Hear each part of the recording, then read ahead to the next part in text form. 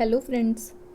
आज से हम एक नई सीरीज़ स्टार्ट कर रहे हैं क्योंकि एग्ज़ाम के बहुत ही कम दिन बचे हैं और आज से हम रेगुलर 10 क्वेश्चन डिस्कस ज़रूर करेंगे और ये क्वेश्चंस वो होंगे जो किसी ना किसी एग्ज़ाम में पूछे गए हैं। आपको भी अपनी जो तैयारी है उसको चेक करने के लिए एक सोर्स मिल जाएगा और जहाँ पे आपकी तैयारी में कमी है उसे आप दूर करने की कोशिश करना। मैं भी आपको प्रत्येक क्वेश्चन को डिटेल के अंदर डिस्कशन करूंगी। कोई अगर आपको डाउट आता है किसी भी क्वेश्चन में तो आप मुझे टेलीग्राम चैनल पे या फिर यहाँ पे कमेंट बॉक्स में भी अपना क्वेश्चन दे सकते हो और उस पर्टिकुलर क्वेश्चन को भी हम अलग से वीडियो के अंदर डिस्कस कर लेंगे।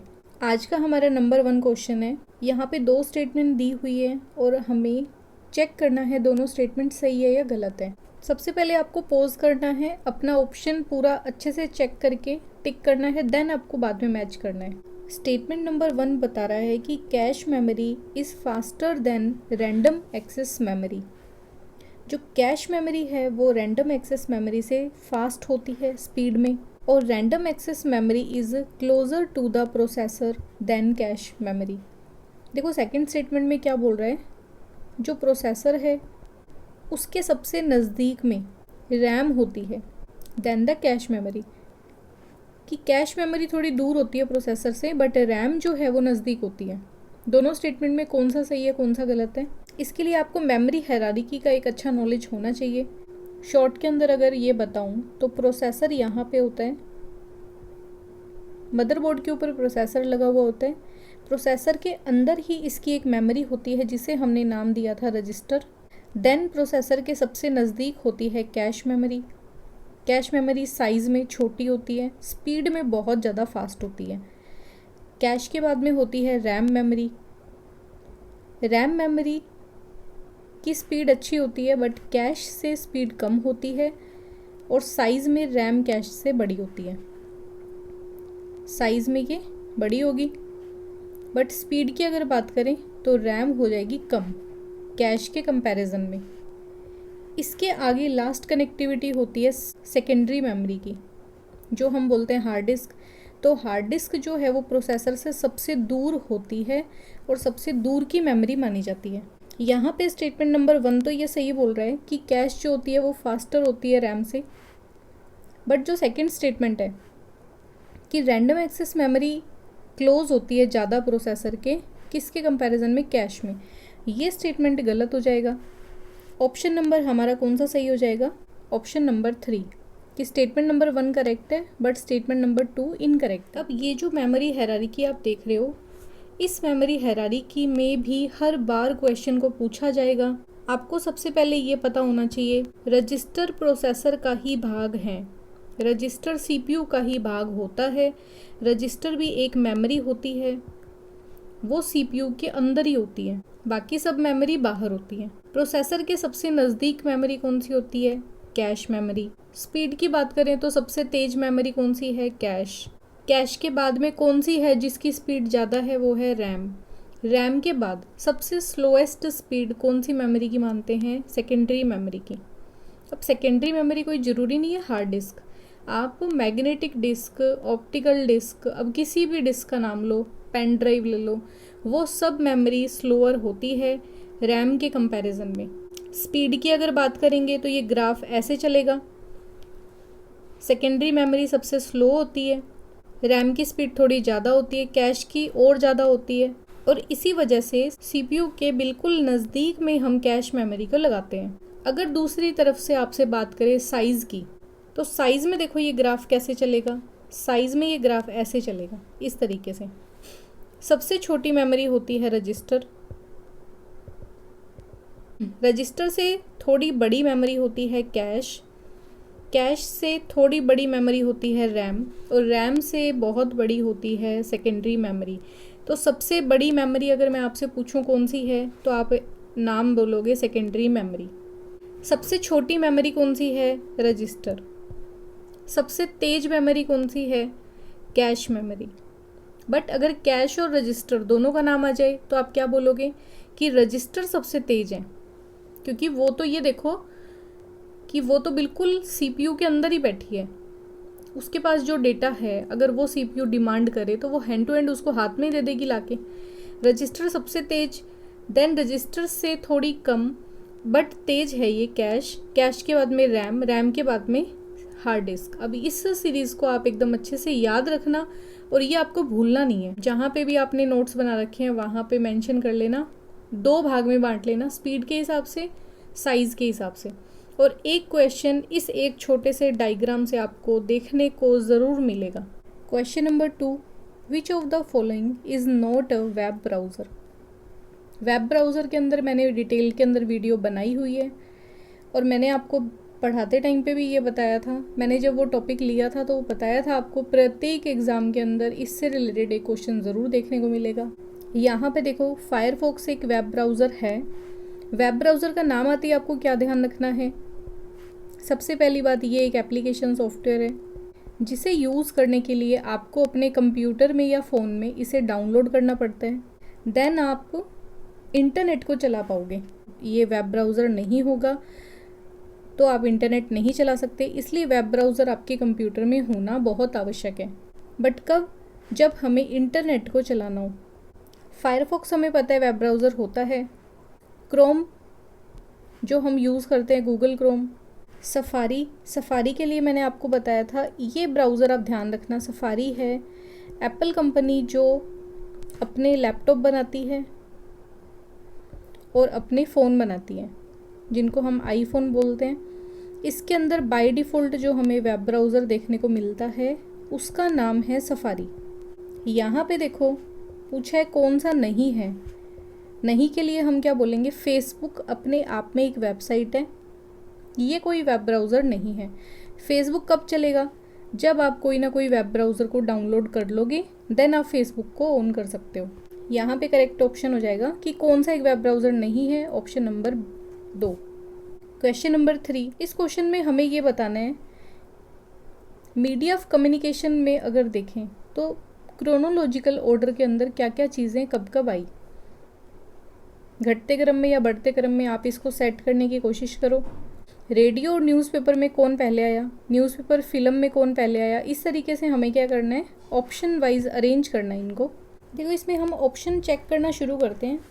ऑप्शन नंबर 1 बोल रहा है कि सबसे पहले कौन आया, ए मतलब रेडियो। अब रेडियो जब भी आया है हमें ये पता है न्यूज़पेपर सबसे पहले आया होगा, क्योंकि फ़िल्म भी बाद में बनी होगी, टेलीविज़न बाद में आया और इंटरनेट सबसे बाद में ही आया था। सबसे पहले बात करेंगे तो आना चाहिए न्यूज़पेपर। और ऑप्शन नंबर बी के साथ में हमें सिर्फ एक ही ऑप्शन मिलता है, करेक्ट ऑप्शन हो जाएगा ऑप्शन नंबर 2। सबसे पहले रेडियो आया, देन टेलीविज़न आया और सबसे लास्ट में आया इंटरनेट। तो हमारे लिए जो ऑप्शन दिए गए हैं उसके हिसाब से ऑप्शन नंबर 2 हो जाएगा करेक्ट। इस क्वेश्चन से हमें ये भी समझना चाहिए कि हमें ऑप्शंस को भी साथ में लेके चलना है, देन हमें आंसर तक पहुंचने में टाइम कम लगेगा। और दूसरी चीज़, क्वेश्चन को अच्छे से पढ़ना है। नेक्स्ट क्वेश्चन है, consider the following sizes of computer memory, choose the correct ascending order. Ascending पूछा गया है, असेंडिंग मतलब बढ़ते हुए क्रम में। ये आपको ध्यान होगा कंप्यूटर की मेमोरीज़ के टाइप हैं और इनके लिए हमारे दिमाग में क्लैरिटी होना बहुत ही ज़्यादा ज़रूरी है। मैं आपको थोड़ा सा बता देती हूँ कि जैसे कंप्यूटर में सबसे छोटी डेटा यूनिट क्या होती है, 0 या फिर 1, और चाहे आप 0 लो या फिर 1 लो, ये होती है 1 बिट। मतलब इस डेटा को बोलते हैं हम 1 बिट। जैसे मैथ्स में बोलते हैं ना 0 और 1, ये 2 डिजिट का नंबर है। वैसे ही कंप्यूटर में जब 0 बोलें या फिर 1 बोलें, कंप्यूटर 0-1 पे काम करता है और इसमें एक डिजिट को बोला जाता है 1 बिट। जब आप 0101 का एक कॉम्बिनेशन बनाकर एक ऐसा नंबर लिख दो जो कि 8 बिट के अंदर हम रिप्रेजेंट करें, उससे हम एक डेटा यूनिट बनाते हैं कि 8 बिट बराबर होते हैं 1 बाइट के। फिर जब आप 1024 बाइट का कॉम्बिनेशन बनाओगे तब आपको क्या मिलेगा, 1 किलो बाइट, जिसको हम 1 KB बोलते हैं। 1024 जब आप KB का कॉम्बिनेशन बनाओगे, 1024 समझ गए होंगे आप, 1024 बिट, जैसे ये 1 2 3 4 5 6 और इस तरीके से 1024वां जब बिट आएगा उस इतने बड़े नंबर को हम बोलेंगे 1 KB, कि वो 1 किलो बाइट है। और 1024 जब किलो बाइट हो जाएंगे वो यूनिट बराबर होती है 1 MB के। 1024 MB बराबर होती है 1 GB के। 1024 GB बराबर होता है 1 TB के। अब देखो हमें असेंडिंग ऑर्डर में पूरी की पूरी डेटा यूनिट लिखनी है। यहाँ पे क्या क्या चीज़ें हैं, MB, GB, KB और TB। सबसे छोटी मेमोरी कौन सी है, देखो सबसे छोटी है किलोबाइट। किलोबाइट में 1024 बाइट होते हैं। देन कौन सी मेमोरी है, देन है MB, मतलब ऑप्शन नंबर A, ये ऑप्शन नंबर C। GB और TB में कौन सी छोटी है, तो हमें पता है GB जो है वो छोटी होती है। GB का ऑप्शन है ऑप्शन नंबर B। GB के बाद में आएगी TB। TB का ऑप्शन है D। करेक्ट कॉम्बिनेशन हो जाएगा CABD। तो ऑप्शन नंबर 4 बिल्कुल सही है। क्वेश्चन नंबर 5, दो स्टेटमेंट है वापस से और दोनों में से कौन सा सही है कौन सा गलत है, या दोनों सही है या दोनों गलत है, ये चीज़ें हमें सेलेक्ट करनी है। स्टेटमेंट देखते हैं। प्रिंटेड आउटपुट जो होता है from a computer system is called soft copy. Computer के अंदर जो भी डेटा है, जब आप उसका एक आउटपुट निकाल देते हो, एक प्रिंटेड आउटपुट एक कागज़ के ऊपर बाहर निकाल देते हो, उसे बोला जाता है सॉफ्ट कॉपी। तो ये स्टेटमेंट आपको पता है ये गलत होती है। कंप्यूटर की स्क्रीन के ऊपर दिखने वाला डेटा जो है उसे हम बोलते हैं क्या, सॉफ्ट कॉपी। बट अगर आप कंप्यूटर से बाहर उसका प्रिंट निकाल देते हो एज अ आउटपुट, क्योंकि यहाँ पे क्लियर दिया हुआ है प्रिंटेड आउटपुट है फ्रॉम अ कंप्यूटर सिस्टम, कि आपने कंप्यूटर सिस्टम से बाहर एक आउटपुट निकाल दिया, वो भी प्रिंटेड फॉर्म के अंदर, उसे हम बोलते हैं क्या बोलेंगे, हार्ड कॉपी। जैसे कंप्यूटर में आपका कोई लेटर पड़ा है, उस लेटर को आप प्रिंटर के माध्यम से जब प्रिंट निकालोगे पेज के ऊपर, उसे हम क्या बोलते हैं, हमारे लेटर की हार्ड कॉपी। उस लेटर को अगर आप कंप्यूटर के ऊपर ही पढ़ते हो तो उसको बोला जाता है सॉफ्ट कॉपी। इससे ये क्लियर हुआ कि स्टेटमेंट नंबर 1 तो गलत है। अब देखो रैम जो है, रैंडम एक्सेस मेमोरी, वो रीड और राइट दोनों मेमोरी है। इसे समझने के लिए हमें एक छोटी सी चीज़ समझनी है। ये है आपका कीबोर्ड। इस कीबोर्ड से आप जब भी एक इनपुट दोगे तो वो आपके कंप्यूटर में चला जाता है, ठीक है। बट कंप्यूटर में वो कहाँ पे जाता है, आपके द्वारा यूज़र के द्वारा दिया गया जो इनपुट होता है वो कंप्यूटर में एक भाग होता है RAM, random access memory, direct उसके अंदर जाता है। और देन बाद में जब वो आप इसके अंदर सेव कर देते हो, रैम के अंदर वो चला जाता है डेटा, देन कंप्यूटर या CPU उसके ऊपर काम करता है, और CPU के काम करने के बाद जो आउटपुट आता है वो भी रैम में जाता है। रैम से ही वो आपको स्क्रीन के ऊपर आउटपुट दिखता है यहाँ पे, ठीक है। तो रैम में हम कुछ पढ़ भी सकते हैं और कुछ लिख भी सकते हैं। रैम आपको अलाउड करता है रीड और राइट दोनों करने के लिए, तो ये स्टेटमेंट सही हो जाएगी। यहाँ पे ऑप्शन नंबर 4 अगर आपको दिख रहा है कि स्टेटमेंट नंबर 1 तो गलत है, बट स्टेटमेंट नंबर 2 जो है वो सही है। Next question, which of the following is not used to avail internet connectivity. इन चारों में से कौन सी चीज़ इंटरनेट कनेक्टिविटी के लिए अवेलेबल नहीं होती, ठीक है। देखो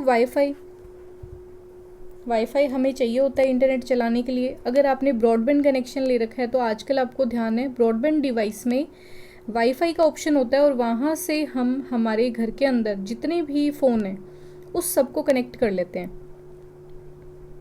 3G क्या है, 3G का फुल फॉर्म देखें तो है थर्ड जनरेशन।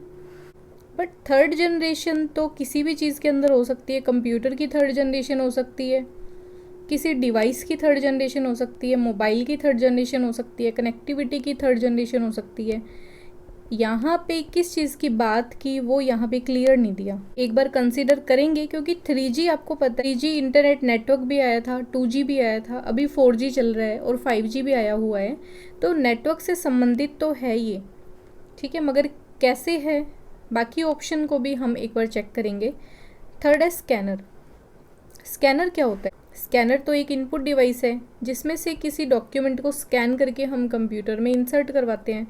स्कैनर का संबंध इंटरनेट से नहीं है ना, ये चीज़ हमें इस एक वर्ड से समझ आ जाती है।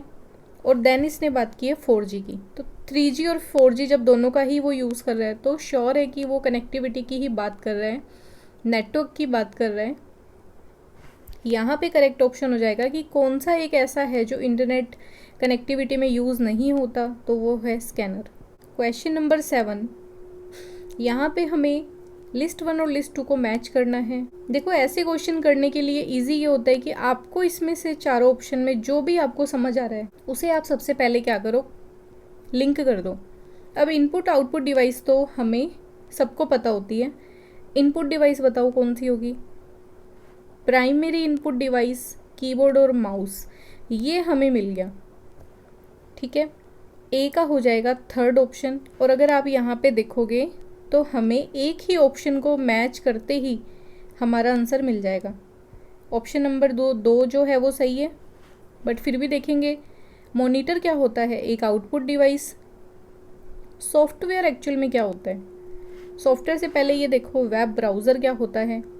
वेब ब्राउज़र का एक एग्जांपल कौन सा है? Google Chrome. और एक एप्लीकेशन सॉफ्टवेयर कौन सा है? MS word. हमारा करेक्ट ऑप्शन हो जाएगा ऑप्शन नंबर 2। नेक्स्ट क्वेश्चन, इसे आप अच्छे से पढ़ना। मैंने इसको हिंदी और इंग्लिश दोनों के अंदर लिखा है, आपकी जो लैंग्वेज है आप उस हिसाब से इसको ट्रांसलेट करो और ऑप्शन को टिक करो। देखो यहाँ पे बोला गया है राधा को एक ईमेल प्राप्त होता है जिसमें ये कहा गया है कि उसका क्रेडिट कार्ड खाता बंद होने वाला है। अगर उसने अपने क्रेडिट कार्ड की जानकारी और व्यक्तिगत पहचान की संख्या तुरंत ईमेल नहीं की तो उसका खाता ब्लॉक हो जाएगा, तो उसके अकाउंट के साथ ये हो जाएगा, वो हो जाएगा। ऐसी जो जानकारियाँ हमें भी मिलती है रेगुलर, हमें ऐसे फ़ोन भी मिलते हैं जिनको ये बोला जाता है कि ऐसे फ़ोन हमें डिस्कनेक्ट कर देने चाहिए, ऐसे मेल्स का हमें रिप्लाई नहीं करना चाहिए।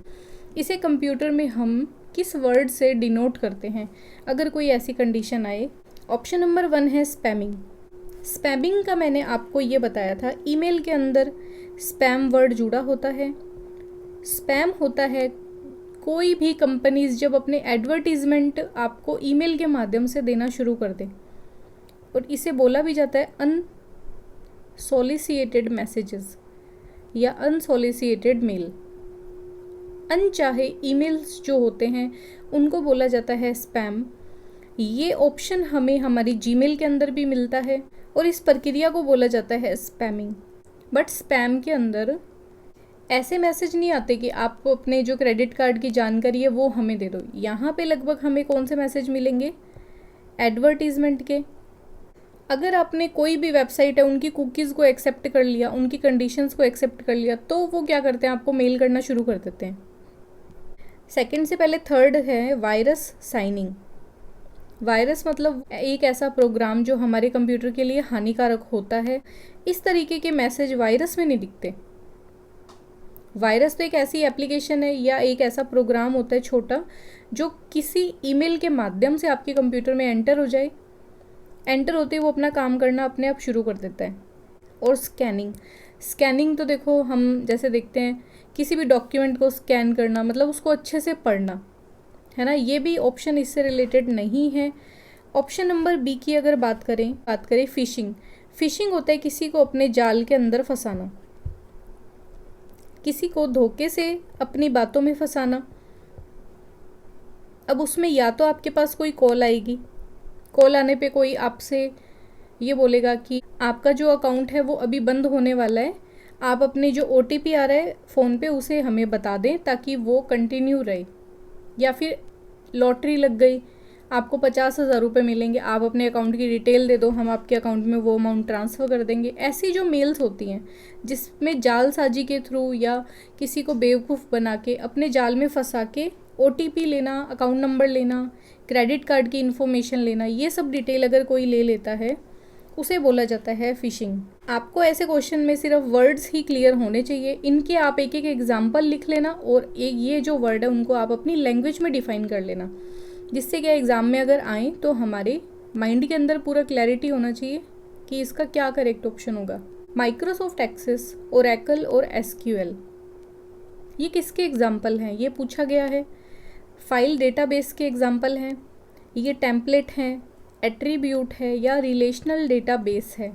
देखो माइक्रोसॉफ्ट एक्सेस हमें पता है जो डेटा हमारे पास कंप्यूटर में रखा हुआ है उसे हम कैसे एक्सेस करेंगे, उस चीज़ को लेकर हम एसक्यूएल को भी देखते हैं, ओरेकल को भी देखते हैं और माइक्रोसॉफ्ट एक्सेस को भी देखते हैं।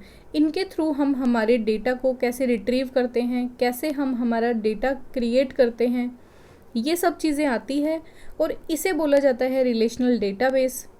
यहाँ पे इसका करेक्ट ऑप्शन हो जाएगा, ये कोई फाइल डेटाबेस नहीं होता, एसक्यूएल लैंग्वेज होती है और माइक्रोसॉफ्ट एक्सेस एक सॉफ्टवेयर होता है जिसके थ्रू हम रिलेशनल डेटाबेस को बनाते हैं, उसमें से डेटा को रिट्रीव करते हैं, मतलब पढ़ते हैं, वहाँ से हमें डेटा कैसे ऑर्गेनाइज करना है वो सब चीज़ें हम रिलेशनल डेटाबेस के अंदर देखते हैं। ये आप ऑप्शन दिमाग में रखना। इसको आरडीबी भी बोला जाता है, relational database. Next question, operating system is an interface between. अब देखो कितना बेसिक सा क्वेश्चन है, मगर जो ऑप्शन इसने दिए है ना उसमें कन्फ्यूज़न हो जाती है। यहाँ पे दिया गया है सॉफ्टवेयर और हार्डवेयर के बीच में एक इंटरफेस है ऑपरेटिंग सिस्टम, कंपाइलर और हार्डवेयर के बीच में है, यूज़र और हार्डवेयर, यूज़र और कंप्यूटर के बीच में है, या प्रोग्राम और सॉफ्टवेयर के बीच में है। कंपाइलर हार्डवेयर के बीच में नहीं है, इसमें तो हम क्या कर देंगे, इसको तो हम एलिमिनेट कर देंगे और प्रोग्राम और सॉफ्टवेयर के बीच में भी एलिमिनेट कर देंगे कि ये भी नहीं होगा। मेन ऑप्शन आते हैं ये दो, सॉफ्टवेयर और हार्डवेयर के बीच का एक इंटरफेस होता है ऑपरेटिंग सिस्टम, या फिर यूज़र और कंप्यूटर के बीच में एक इंटरफेस होता है। देखो इस वाले ऑप्शन को आपको हमेशा वो ही एग्जांपल लेके चलना है जो हमने ऑपरेटिंग सिस्टम की क्लास में देखा था। यूज़र यहाँ पे है और कंप्यूटर यहाँ पे है। कंप्यूटर को यूज़र की लैंग्वेज नहीं पता और यूज़र को कंप्यूटर की भाषा नहीं पता, तो इन दोनों के बीच में हमने एक ऐसा सिस्टम बना दिया जिसे हमने बोला operating system. Operating system user की भाषा को जानता है, वो उसे पढ़ेगा, उसे 0-1 की लैंग्वेज में कन्वर्ट करके कंप्यूटर तक पहुंचाएगा। तो ऑपरेटिंग सिस्टम क्या है, यूज़र और कंप्यूटर के बीच में एक इंटरफेस है। अब आप इस कंप्यूटर को कभी कभी यहाँ पे हार्डवेयर बोल सकते हो। तो यूज़र और हार्डवेयर के बीच में एक इंटरफेस है, कौन सा इंटरफेस, ऑपरेटिंग सिस्टम। इस चीज़ का हमें हमेशा ध्यान रखना है। ऑपरेटिंग सिस्टम के नोट्स में सबसे ऊपर एक नोट करके ये लाइन लिख लेना, कंप्यूटर या हार्डवेयर और यूज़र के मध्य ऑपरेटिंग सिस्टम एक इंटरफेस की तरह कार्य करता है। यहाँ पे देखो क्या है, हार्डवेयर और सॉफ्टवेयर के बीच में नहीं होता, यूज़र को तो इन्वॉल्व करना ही पड़ेगा। और यूज़र देखो सेकंड ऑप्शन में क्या गेम खेला, यूज़र दे दिया और हार्डवेयर ना दे के यहाँ पे दिया कंप्यूटर, तो कंप्यूटर भी तो एग्जैक्टली एक हार्डवेयर है। यहाँ पे करेक्ट ऑप्शन हो जाएगा ऑप्शन नंबर 3। ठीक है, यहाँ तक हमने 10 क्वेश्चंस को रिवाइज कर लिया। अब हम रेगुलर 10 क्वेश्चंस जो प्रीवियस ईयर पेपर के अंदर आए हुए हैं, राजस्थान के अंदर पूछे गए हैं या अदर एग्ज़ाम के अंदर पूछे गए हैं, वो सब हम डिस्कस करेंगे। तो एग्ज़ाम तक हमारे पास एक अच्छा कलेक्शन हो जाएगा। कोई भी क्वेश्चन ऐसा लगा जो आपको समझ नहीं आया या आपने वो गलत किया था तो उसे आप नोट डाउन कर लेना, क्योंकि एग्ज़ाम के अंदर वो आपका गलत नहीं होना चाहिए। ठीक है, मिलते हैं नेक्स्ट वीडियो में हमारे अगली सीरीज़ के साथ में। वीडियो अच्छा लगा तो लाइक करें, चैनल को सब्सक्राइब ज़रूर करें। Thanks for watching.